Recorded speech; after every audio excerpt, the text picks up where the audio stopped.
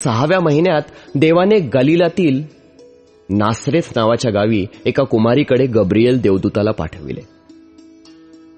ती दाविदाच्या घराण्यातील योसेफ नावाच्या पुरुषाला वाग्दत्त होती आणि त्या कुमारीचे नाव मरिया होते.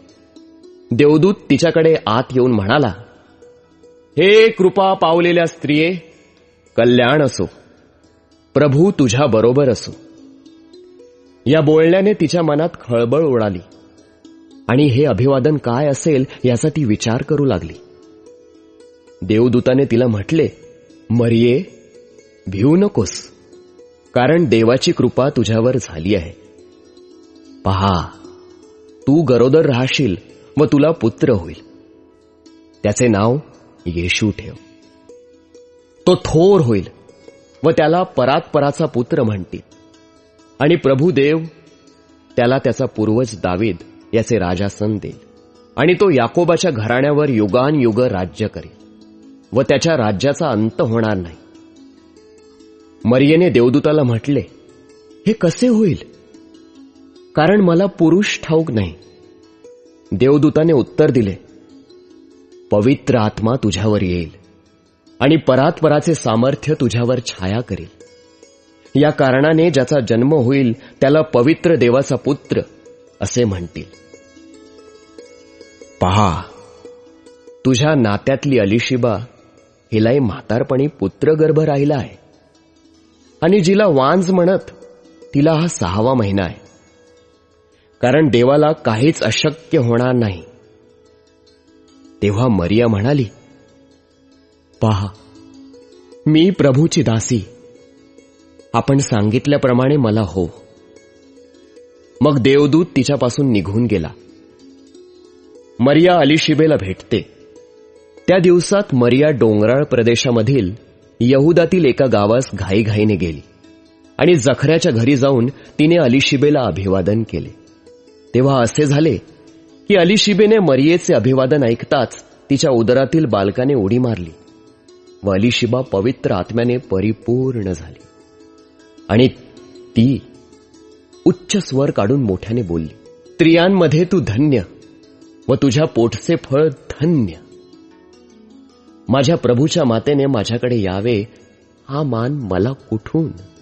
पहा, तुझ्या अभिवादनाची वाणी माझ्या कानी पडताच माझ्या उदरातील बालकाने उल्हासाने उडी मारली. जिने विश्वास ठेवला ती धन्य, कारण प्रभूने तिला सांगितलेल्या गोष्टींची पूर्णता होईल. मरियेचे स्तोत्र. तेव्हा मरिया म्हणाली, माझा जीव प्रभूला थोर मानतो आणि देव जो माझा तारणारा, त्याच्यामुळे माझा आत्मा उल्हासला आहे, कारण त्याने आपल्या दासीच्या दैन्यावस्थेचे अवलोकन केले आहे. पहा, आतापासून सर्व पिढ्या मला धन्य म्हणतील, कारण जो समर्थ आहे त्याने माझ्याकरता महत् कृत्य केली आहेत आणि त्याचे नाव पवित्र आहे. आणि जे त्याचे भय धरतात त्यांच्यावर त्याची दया पिढ्यानपिढ्या आहे. त्याने आपल्या बाहूने पराक्रम केला आहे. जे आपल्या अंतःकरणाच्या कल्पनेने गर्विष्ठ आहेत त्यांची त्याने दाणादाण केली आहे. त्याने अधिपतीस राजासनांवरून ओढून काढले आहे व दीनांस उंच केले आहे. त्याने भुकेलेल्यांस उत्तम पदार्थांनी तृप्त केलेले आहे व धनवानांस रिकामे लावून दिले आहे. आपल्या पूर्वजास त्याने सांगितले त्याप्रमाणे अब्राहम व त्याचे संतान यांच्यावरील दया सर्व काळ स्मरून त्याने आपला सेवक इस्रायल ह्याला सहाय्य केले आहे. नंतर मरिया सुमारे 3 महिने तिच्याजवळ राहून आपल्या घरी परत गेली. बाप्तिस्मा करणाऱ्या योहानाचा जन्म. अलिशिबेचे दिवस पूर्ण भरल्यावर तिचा मुलगा झाला. प्रभूने तिच्यावर मोठी दया केली हे ऐकून तिचे शेजारी व नातलग हे तिच्याबरोबर आनंद करू लागले. मग 8व्या दिवशी असे झाले की ते बालकाची सुंता करण्यास आले आणि त्याच्या बापाच्या नावावरून ते त्याचे नाव जखऱ्या ठेवणार होते. परंतु त्याच्या आईने म्हटले, ते नको, ह्याचे नाव योहान ठेवायचे आहे. ते तिला म्हणाले, या नावाचा तुझ्या नातलगात कोणी नाही, मग याचे काय नाव ठेवायचे आहे असे त्यांनी त्याच्या बापाला खुणावून विचारले. त्याने पाठीमागून याचे नाव योहान आहे असे लिहिले. तेव्हा सर्वांस आश्चर्य वाटले. मग लगेच त्याचे तोंड उघडले, त्याची जीभ मोकळी झाली व तो देवाचा धन्यवाद करत बोलू लागला. यावरून त्याच्या भोवती राहणाऱ्या सर्वांस त्याचे भय वाटले आणि यहुदीच्या सगळ्या डोंगराळ प्रदेशात या सर्व गोष्टीविषयी लोक बोलू लागले. ऐकणाऱ्या सर्वांनी या गोष्टी आपल्या अंतःकरणात ठेवून म्हटले, हा बालक होणार तरी कोण? कारण प्रभू त्याच्या बरोबर होता. जखऱ्याचे स्तोत्र. त्याचा बाप जखऱ्या याने पवित्र आत्म्याने परिपूर्ण होऊन संदेश दिला तो असा, इस्रायलचा देव प्रभू धन्यवादित असो, कारण त्याने आपल्या लोकांची भेट घेऊन त्यांची खंडणी भरून सुटका केली आहे आणि आपल्यासाठी त्याने आपला दास दावीद याच्या घराण्यात बलवान उद्धारक प्रस्थापित केला आहे. हे त्याने युगाच्या प्रारंभापासून आपल्या पवित्र संदेष्टाच्या मुखाद्वारे सांगितले होते, म्हणजे आपल्या शत्रूच्या व आपला द्वेष करणाऱ्या सर्वांच्या हातून सुटका करावी, अशासाठी की आपल्या पूर्वजांवर त्याने दया करावी आणि त्याने आपला पवित्र करार, म्हणजे जी शपथ आपला पूर्वज अब्राहम याच्याशी त्याने वाहिली, ती स्मरावी. ती अशी की तुम्ही आपल्या शत्रूंच्या हातून सुटून माझ्यासमोर पवित्रतेने व नीतीने आयुष्यभर माझी सेवा निर्भयपणे कराल, असे मी करेन. आणि हे बालका, तुला परात्पराचा संदेष्टा म्हणतील, कारण प्रभूचे मार्ग सिद्ध करण्याकरता तू त्याच्या पुढे चालशील, यासाठी की त्याच्या लोकांस त्याच्या पापांच्या क्षमेने तारणाचा अनुभव द्यावा. आपल्या देवाच्या परम दयाने हे झाले आहे. तिच्या योगे उदयप्रकाश वरून आमच्याकडे येईल, यासाठी की त्याने अंधारात व मृत्यू छायेत बसलेल्यांना प्रकाश द्यावा आणि आमचे पाय शांतीच्या मार्गी लावावेत. तो बालक वाढत गेला व आत्म्यात बलवान होत गेला आणि इस्रायलास प्रकट होण्याच्या दिवसापर्यंत अरण्यात राहिला. येशूचा जन्म. त्या दिवसात असे झाले की सर्व जगाची नावनिशी लिहिली जावी अशी कैसर औगुस्त याची आज्ञा झाली. क्विरिनिय हा सूर्याचा सुभेदार असताना ही पहिली नावनिशी झाली. तेव्हा सर्व लोक आपापल्या गावी नावनिशी लिहून देण्यास गेले. योसेफ हा दाविदाच्या घराण्यातला व कुळातला असल्यामुळे तोही गालिलातली नासरेत गावाहून वर यहुदियातील दाविदाच्या बेतलेहेम गावी गेला व नावनिशी लिहून देण्यासाठी त्याला वाग्दत्त झालेली मरिया गरोदर असताना तिलाही त्याने बरोबर नेले. ते तेथे असताना असे झाले, तिचे दिवस पूर्ण भरले आणि तिला तिचा प्रथम पुत्र झाला. त्याला तिने बाळंत्याने गुंडाळून गव्हाणीत ठेवले, कारण त्यांना उतार शाळेत जागा नव्हती. त्याच परिसरात मेंढपाळ रानात राहून रात्रीच्या वेळी आपले कळप राखत होते. तेव्हा प्रभूचा दूत त्यांच्याजवळ उभा राहिला.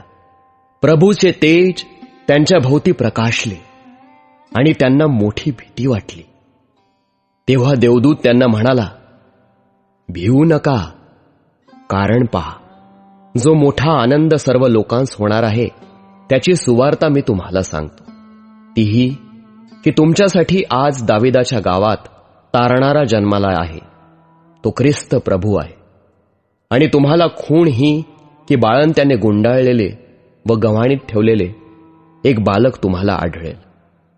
इतक्यात स्वर्गातील सैन्याचा समुदाय त्या देवदूताजवळ अकस्मात प्रकट झाला आणि देवदूत देवांची स्तुती करत म्हणाले, ऊर्ध्वलोकी देवाला गौरव आणि पृथ्वीवर ज्यांच्यावर त्याचा प्रसाद झाला आहे त्या मनुष्यास शांती.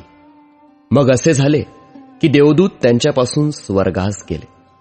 तेव्हा मेंढपाळ एकमेकास म्हणू लागले, चला आपण बेतलेमापर्यंत जाऊ व झालेली ही जी गोष्ट प्रभूने आपल्याला कळवली ती पाहू. तेव्हा ते घाईघाईने गेले आणि मरिया, योसेफ व गव्हाणीत ठेवलेले बालक त्यांना सापडले. त्यांनी त्यांना पाहिल्यावर त्या बालकाविषयी त्यांना जे कळवण्यात आले होते ते त्यांनी जाहीर केले. मग ऐकणारे सर्वजण त्या मेंढपाळांनी सांगितलेल्या गोष्टीवरून आश्चर्यचकित झाले. परंतु मरियेने या सर्व गोष्टींचे मनन करून त्या आपल्या अंतःकरणात ठेवल्या. नंतर ते मेंढपाळ त्यांना सांगण्यात आले होते त्याप्रमाणे त्या सर्व गोष्टी ऐकून व पाहून देवाचे गौरव व स्तुती करत परत गेले. 8वा दिवस म्हणजे सुंतेचा दिवस आल्यावर त्याचे नाव येशू ठेवण्यात आले. हे तो उदरात संभवण्यापूर्वीच देवदूताने ठेवले होते. मंदिरात येशूचे समर्पण. पुढे मोशेच्या नियमशास्त्राप्रमाणे त्याचे शुद्धीकरणाचे दिवस भरल्यावर ते त्याला वर यरूशलेमेस घेऊन आले. ते अशासाठी की त्याचे प्रभूला समर्पण करा, म्हणजे प्रत्येक प्रथम जन्मलेला नर प्रभूसाठी पवित्र म्हटला जावा, असे जे प्रभूच्या नियमशास्त्रात लिहिले आहे त्याप्रमाणे करावे. आणि प्रभूच्या नियमशास्त्रात सांगितल्याप्रमाणे होल्यांचा जोडा किंवा पारव्याची 2 पिले यांचा यज्ञ करावा. शिमोन व त्याचे स्तोत्र. तेव्हा पहा, शिमोन नावाचा कोणी एक मनुष्य यरूशलेमेत होता. तो नीतिमान व भक्तिमान मनुष्य असून इस्रायेलाच्या सांत्वनाची वाट पाहत होता व त्याच्यावर पवित्र आत्मा होता. प्रभूच्या ख्रिस्ताला पाहण्या अगोदर तुला मरण येणार नाही असे पवित्र आत्म्याने त्याला प्रकट केले होते.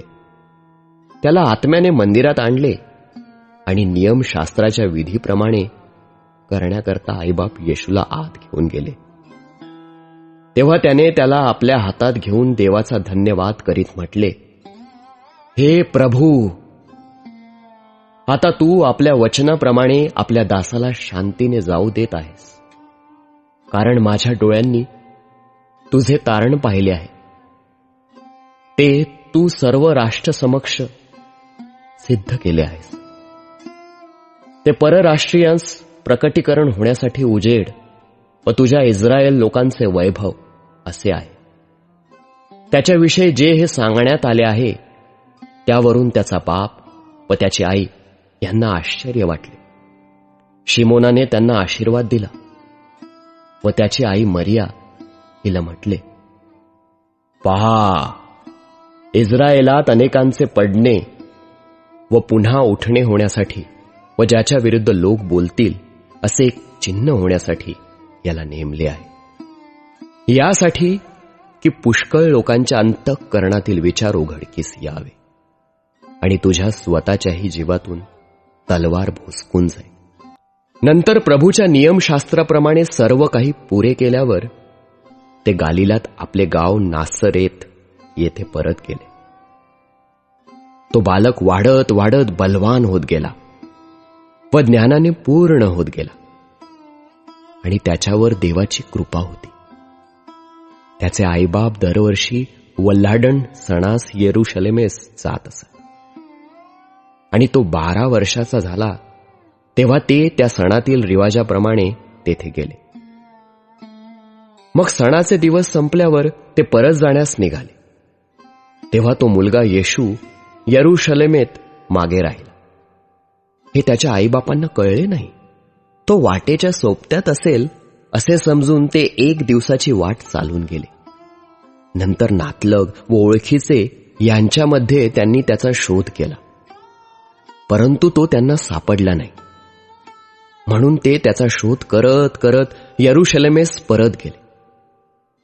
मग असे झाले की 3 दिवसानंतर तो त्यांना मंदिरात गुरुजनांमध्ये बसून त्यांचे भाषण ऐकताना व त्यास प्रश्न करताना सापडला.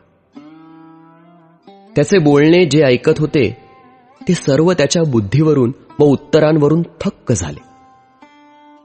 त्याला तेथे पाहून त्यांना आश्चर्य वाटले आणि त्याची आई त्याला म्हणाली, बाळा, तू आमच्याबरोबर असा का वागलास? पहा, तुझा पिता व मी कष्टी होऊन तुझा शोध करत आलो.